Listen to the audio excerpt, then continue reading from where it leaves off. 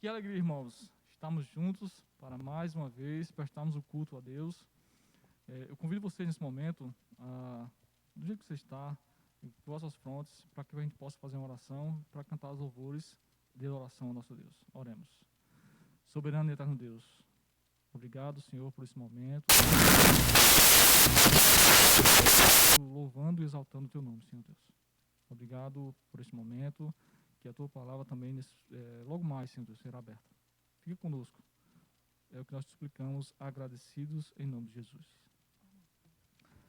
Louvemos a Deus. Com o hino a Deus, demos glória.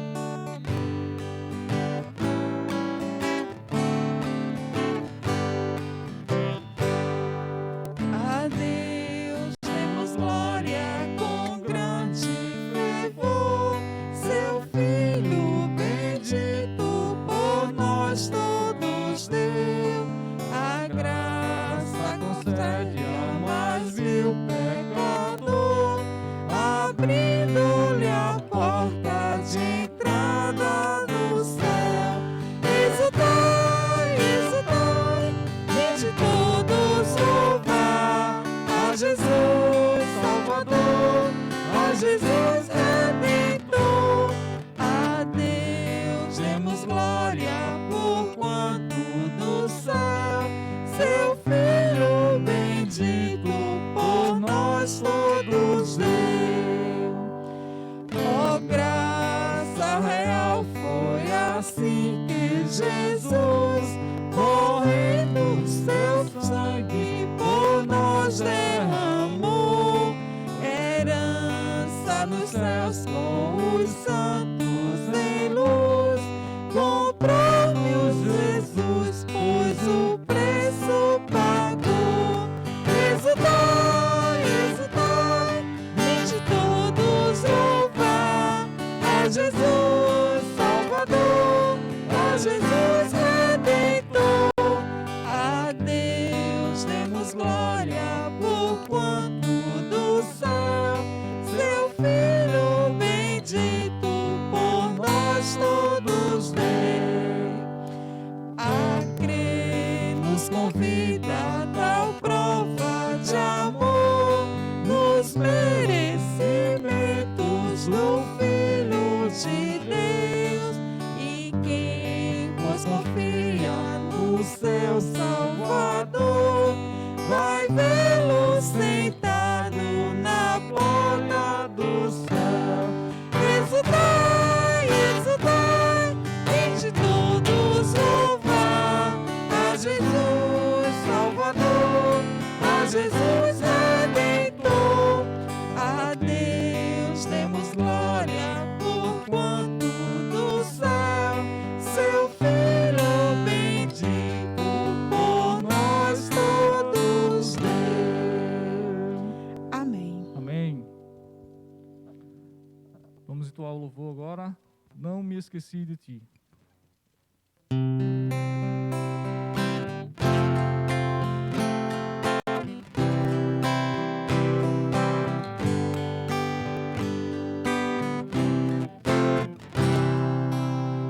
Se as ondas desta vida destruírem tua fé e fizerem que duvides de que um breve voltarei, volve os olhos ao passado, vê na cruz o meu sofrer. Queres provas mais do que essa, tanto a mim que a vida deu.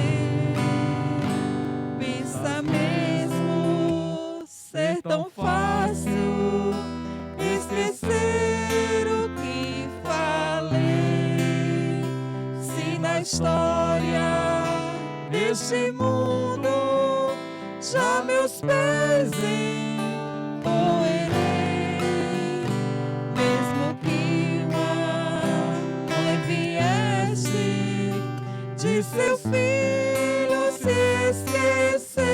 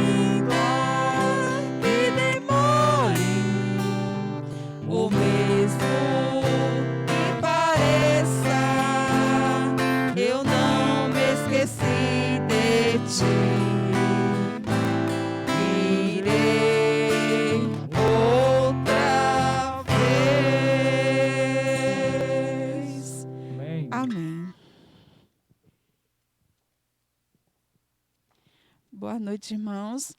Chegou mais um momento da gente poder agradecer, fazer nossas preces a Deus, em nome de Jesus.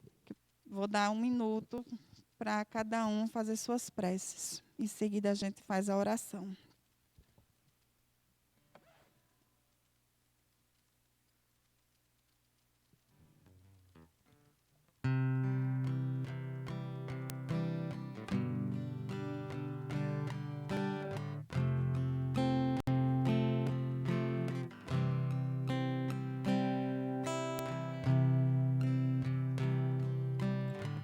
Curvamos nossas frontes, viremos falar com Deus. Querido Deus Pai Todo-Poderoso, obrigada, Senhor, por mais a oportunidade de estar aqui, Senhor, na Tua casa de oração. Obrigada por tudo, Senhor, pelo cuidado que tem com cada um de nós. Abençoa, Senhor, os nossos pedidos. Abençoa os nossos familiares. Abençoa todos aqueles que necessitam da Tua ajuda, ó Pai. Tenha misericórdia de cada um deles, Senhor. Fica conosco, que o Senhor possa abençoar o pregador que irá passar a Tua palavra neste momento, Senhor. Isso eu te peço desde já agradecida, em nome do Teu Filho amado Jesus. Amém.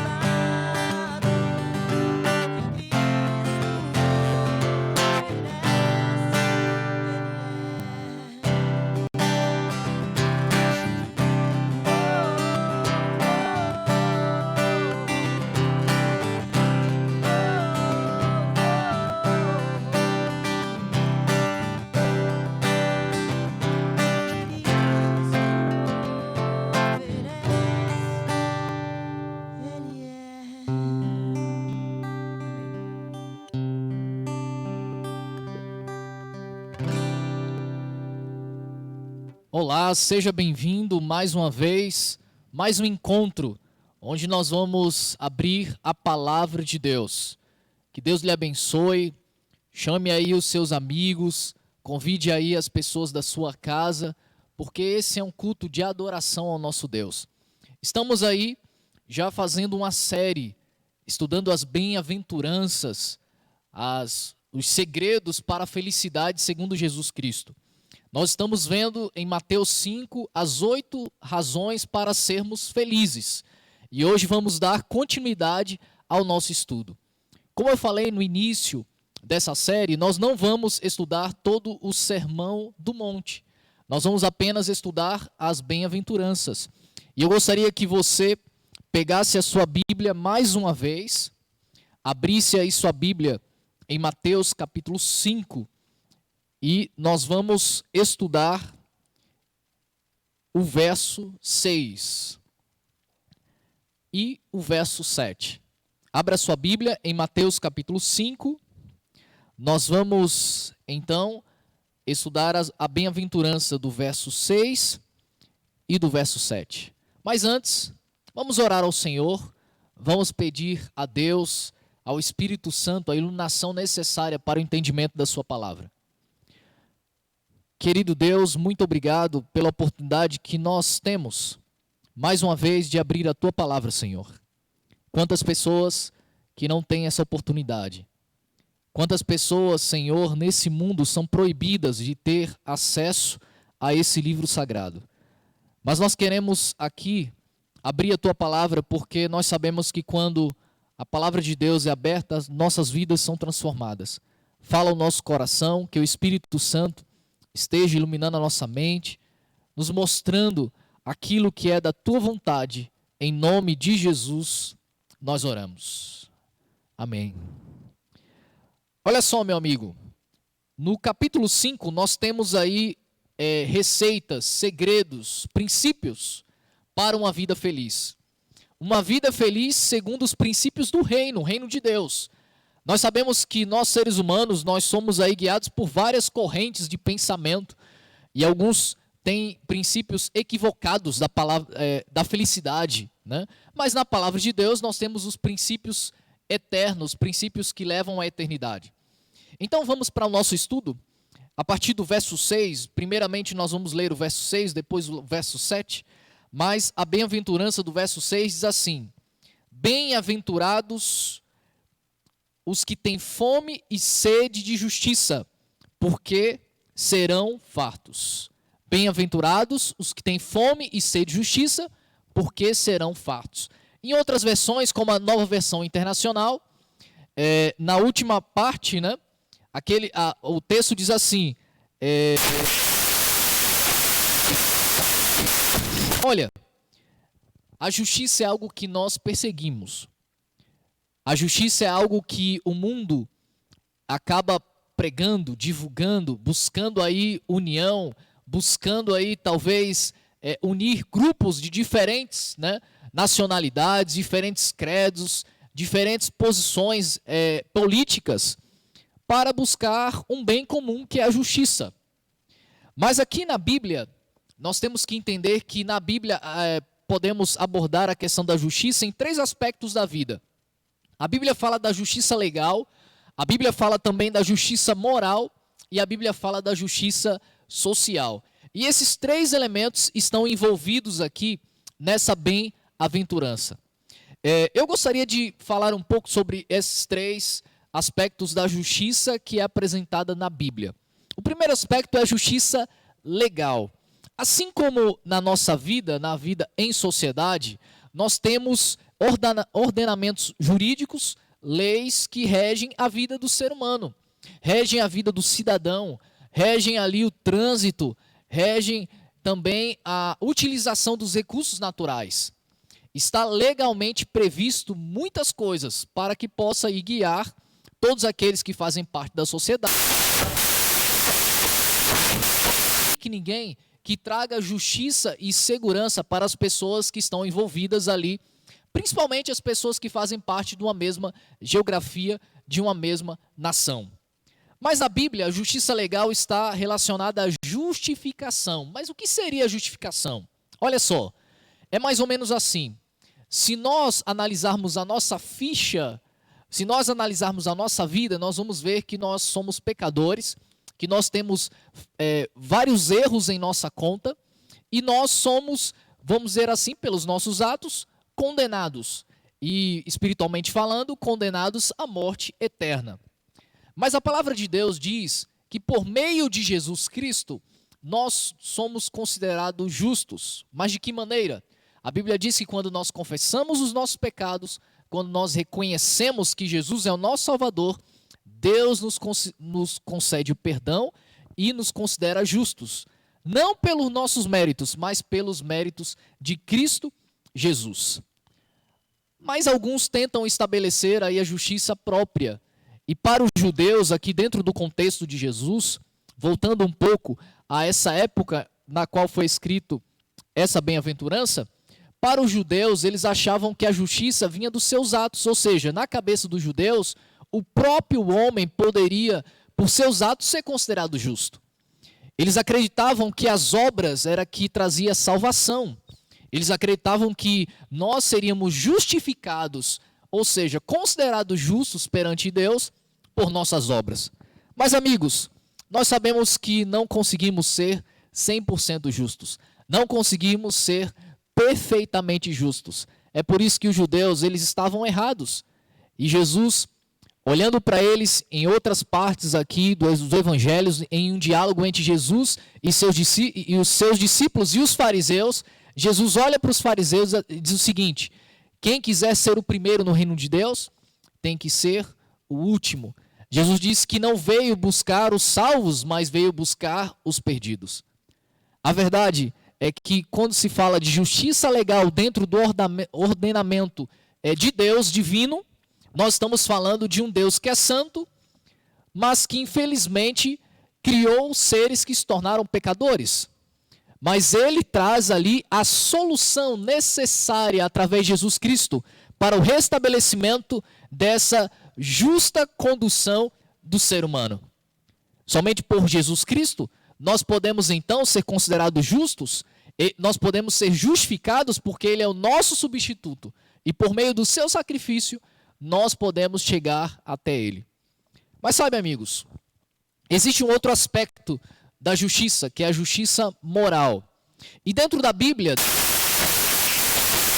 está relacionado ao nosso caráter, está relacionado à nossa conduta, está relacionado às decisões que nós tomamos no dia a dia, se nós somos corretos com as nossas decisões, se nós trapaceamos mediante tudo aquilo que nós fazemos, se nós mentimos nos negócios ou nas nossas atitudes, enfim. A justiça moral na Bíblia está relacionada ao caráter. E quando a gente fala de conduta e caráter, não tem como conectar essa questão com os 10 mandamentos. É nos 10 mandamentos recebidos ali por Moisés no Monte Sinai, onde nós temos ali a descrição de um cidadão do reino de Deus.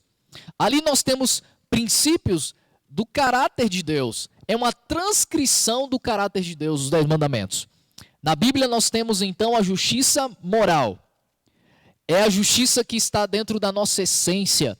É a justiça que faz parte do nosso interior. Talvez você já tenha ouvido um ditado popular que diz que nós falamos o que está dentro do nosso coração. Ou seja, aquilo que está dentro de nós é de fato o que vai ser externado em nossas palavras. Então, está relacionado à nossa essência. Com relação à justiça moral, nós também precisamos de Deus.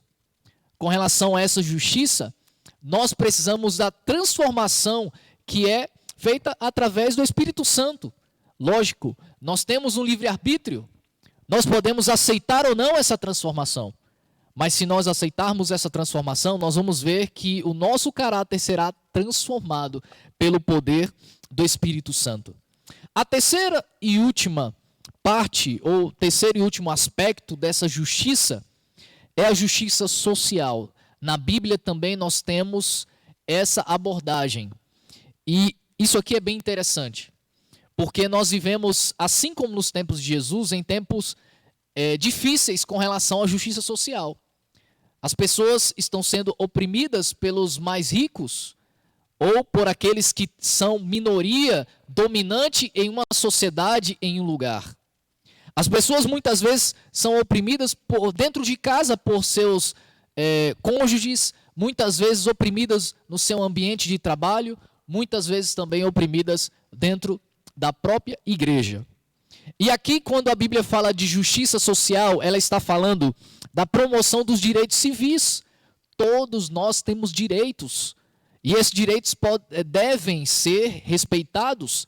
A Bíblia também fala da justiça nos tribunais. Jesus, inclusive, traz algumas parábolas referentes a essa questão do julgamento, do justo julgamento. A justiça também fala da integridade nos negócios. A justiça social está relacionada a essa questão também. Acontecia também no tempo de Jesus e acontece em nossos dias. Quantas pessoas são desonestas em seus negócios?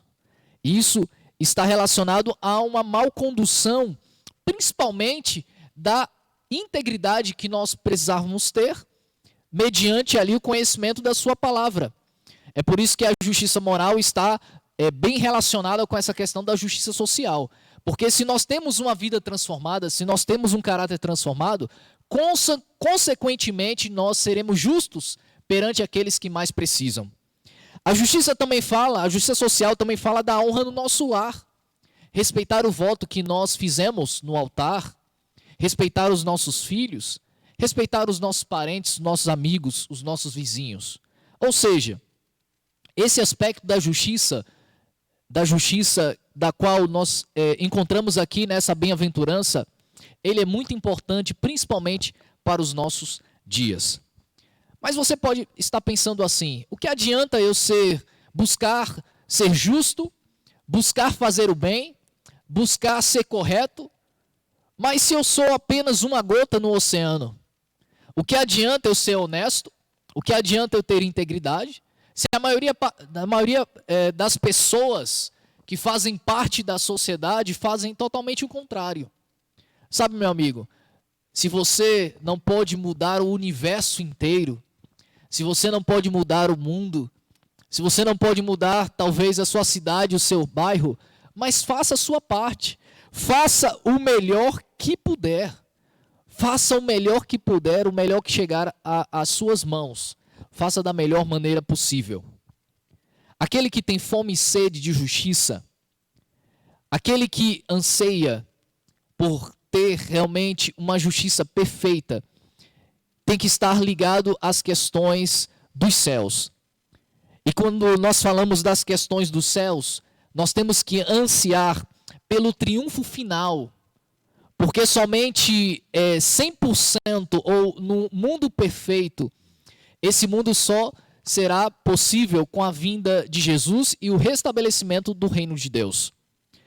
Talvez a gente nunca vá desfrutar nesse mundo uma justiça perfeita, porque esse mundo é manchado pelo pecado.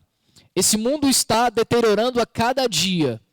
Esse mundo está, de alguma forma, entrando no caos moral e social. Mas nós podemos, como cristãos, seguidores de Jesus, ansiar por um mundo ideal. E aqui na Bíblia nós temos esse conceito porque Jesus estava anunciando o reino de Deus. Jesus estava falando de um reino que viria. E ter fome e sede de justiça é ansiar por esse dia. O triunfo final de Deus sobre o mal e o restabelecimento do seu reino. Então aqui eu quero dizer para você que nós precisamos, de alguma forma, olhar para as nossas vidas, fazer uma análise e perguntar a nós mesmos o que nós podemos fazer. Talvez não vamos conseguir fazer muita coisa, mas podemos fazer alguma coisa. Podemos seguir esses princípios. Podemos pelo menos melhorar a vida daquelas pessoas que moram com a gente, melhorar a vida daquelas pessoas que trabalham com a gente. E eu gostaria de citar um outro texto, está aqui nas minhas anotações, e é dentro do Sermão do Monte também. Está no capítulo 6 de Mateus, Mateus 6, 33. Acompanha aí comigo. É só você avançar aí algumas páginas da Bíblia. Eu vou pegar aqui a minha Bíblia. Mateus 6, 33. Olha só. Esse texto é bem conhecido. Esse texto, Jesus diz assim: buscai, pois, em primeiro lugar o seu reino e a sua justiça. Olha aqui, justiça. E todas estas coisas vos serão acrescentadas. Todas essas coisas aqui, Jesus está relacionando o que ele disse anteriormente, principalmente questões materiais, né, que fazem parte do nosso anseio. Mas Jesus disse, em primeiro lugar, nós temos que buscar o seu reino, buscar o reino de Deus e a sua justiça. Só Deus é um Deus justo, perfeito. Só Deus pode nos proporcionar justiça. Talvez alguns sejam aí tentados a fazer justiça com as próprias mãos. Nunca nós conseguiremos fazer justiça de uma maneira perfeita. Não faça isso. Aqui no Sermão do Monte, inclusive, Jesus retrata essa questão de fazer a justiça com as próprias mãos, quando ele diz assim: se alguém lhe bater na sua face, dê o outro lado. Nós temos que entender, dentro do contexto aqui do texto bíblico, de que dar ao outro lado da face não é simplesmente pedir para outra pessoa bater literalmente, não. Jesus aqui estava lidando com uma questão, porque eles seguiam a lei de Talião. Na lei de Talião, ali, principalmente na Lex Talionis e no Código Hammurabi, tinha a seguinte prescrição, que dente por dente, olho por olho, ou seja, se alguém fizesse algum mal a você, você tinha da lei o direito de revidar. E quando Jesus disse assim, que nós deveríamos dar a outra face, não é literalmente nós pedirmos para bater.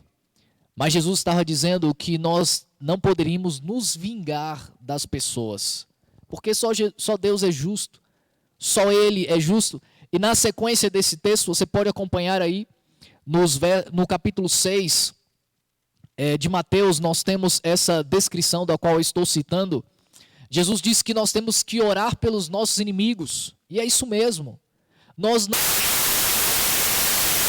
de maneira perfeita, nós não vamos conseguir fazer justiça aqui nesse mundo.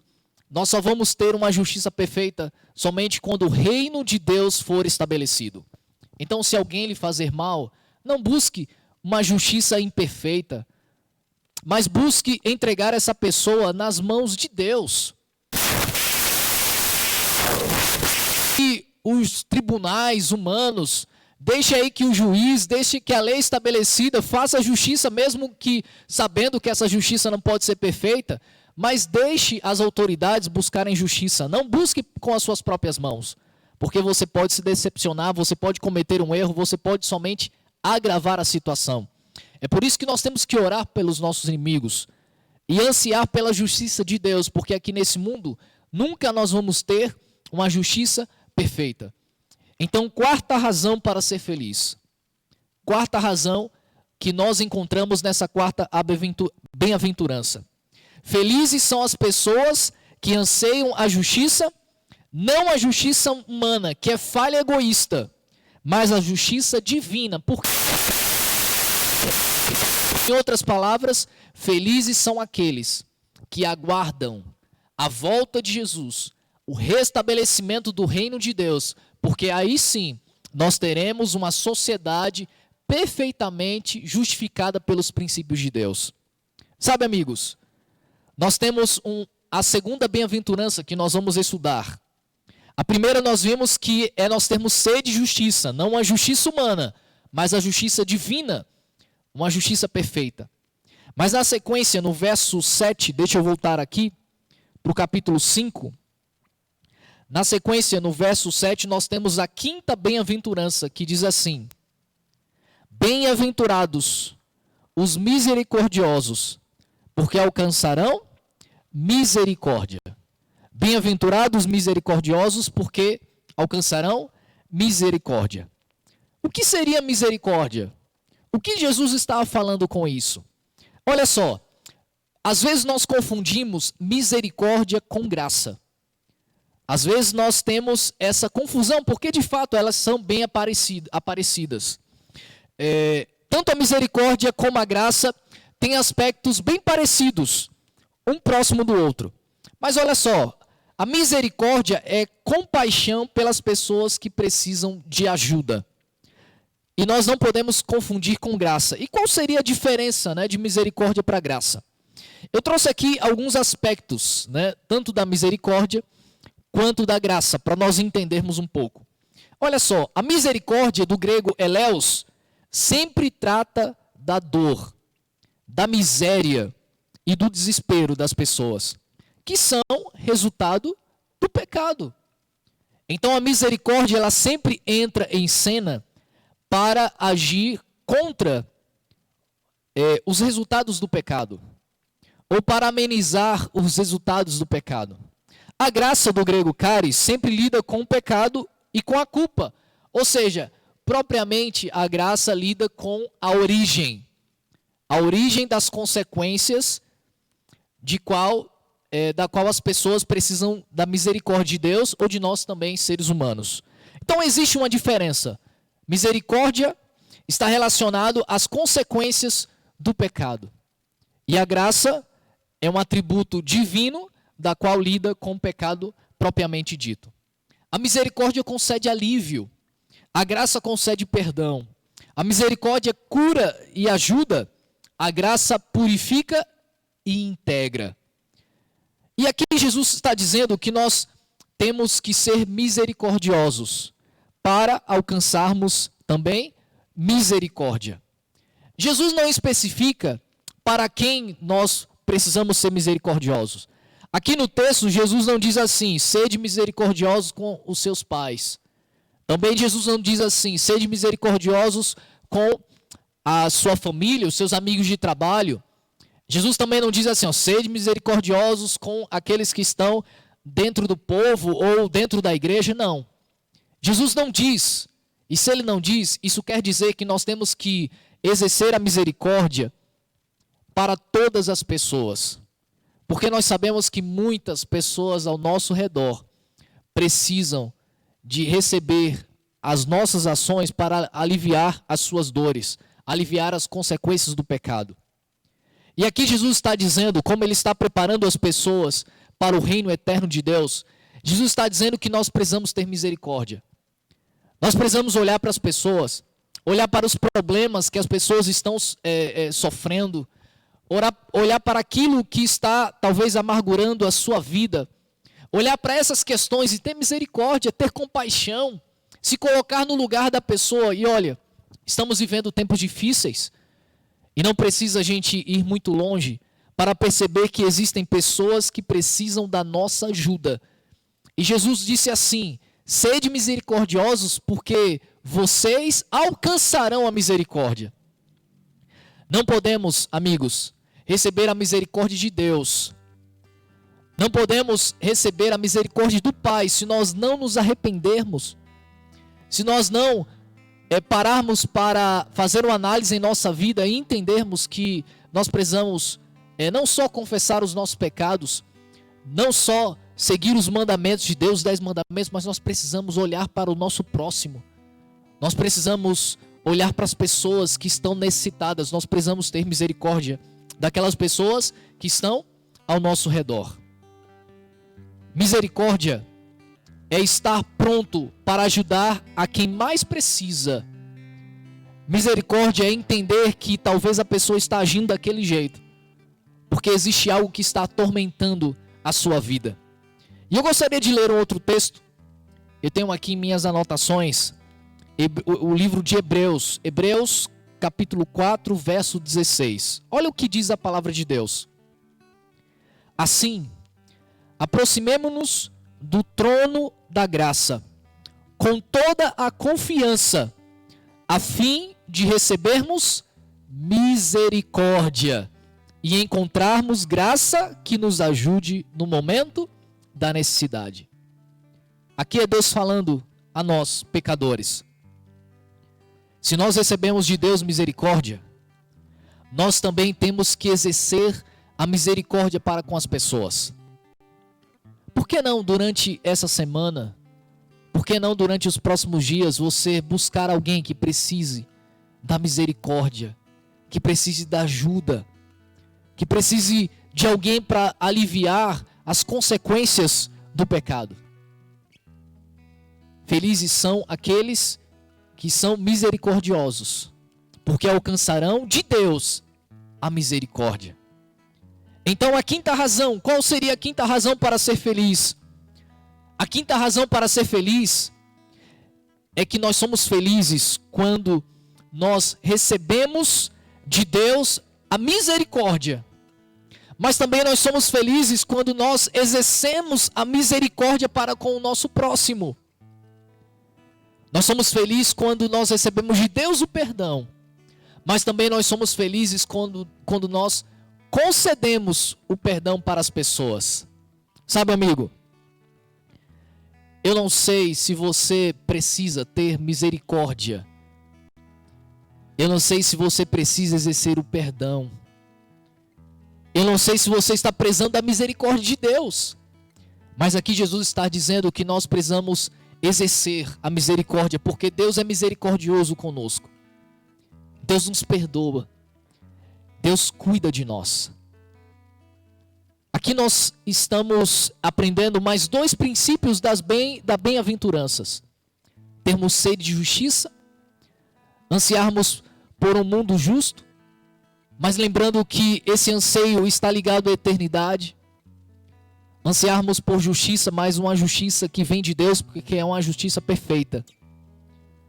E também nós aprendemos que nós precisamos ser misericordiosos. Se colocar no lugar das pessoas, ter compaixão, aliviar as consequências do pecado na vida dela, para que possamos receber de Deus o perdão e a misericórdia que tanto ansiamos e precisamos. Nós vamos ouvir mais uma vez uma música.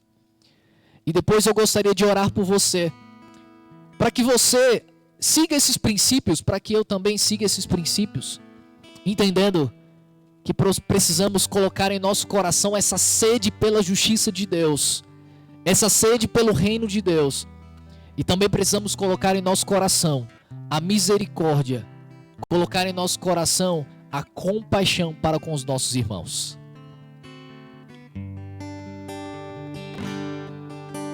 Não conte teus maiores sonhos a ninguém, não mostre sua ferida para quem não tem remédio pra curar e forças para te erguer. Não, não, não, não, não se lamente para quem quer ver tua dor, não mostre sua fraqueza aos inimigos seus, mostre só pra Deus. Não chore para quem não sabe decifrar a lágrima de sofrimento em teu olhar. Existe um lugar que é próprio para isso, é você e Deus, é no altar. Quando contei os meus sonhos para alguém, me disseram são grandes demais pra você. Quando falei onde queria chegar, me disseram pare por aqui, não valem. Mas com Deus foi bem diferente.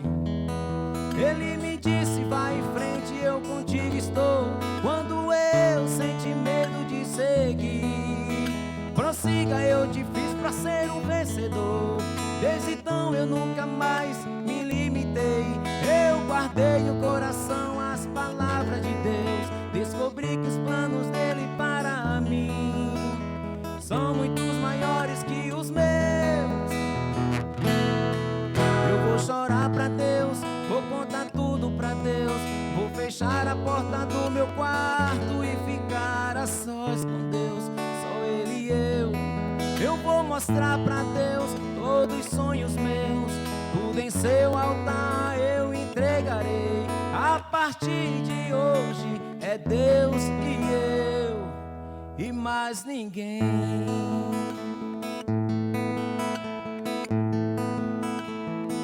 Lugar de rasgar a alma é na presença de Deus. Não desabafa no Facebook não, faz o que Mateus 6:6 diz. Entra no quarto, fecha a porta e conta tudo pra Ele. Conta em segredo, porque publicamente Ele vai te honrar. E hoje, eu sou igual criança mimada. Não pisa em mim, eu conto tudo pra meu pai.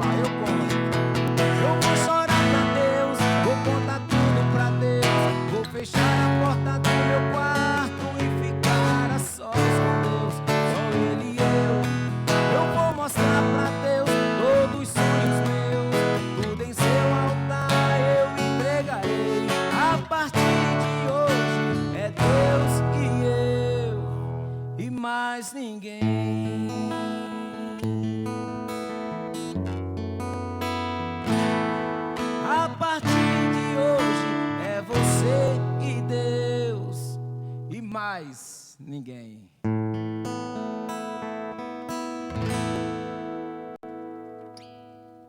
Que Deus possa preencher o seu coração, o Espírito Santo possa fazer a transformação necessária na sua vida. Aqui nós estamos apresentando princípios da palavra de Deus e precisamos a cada dia estar conectado com Ele, buscar realmente fazer a vontade dEle.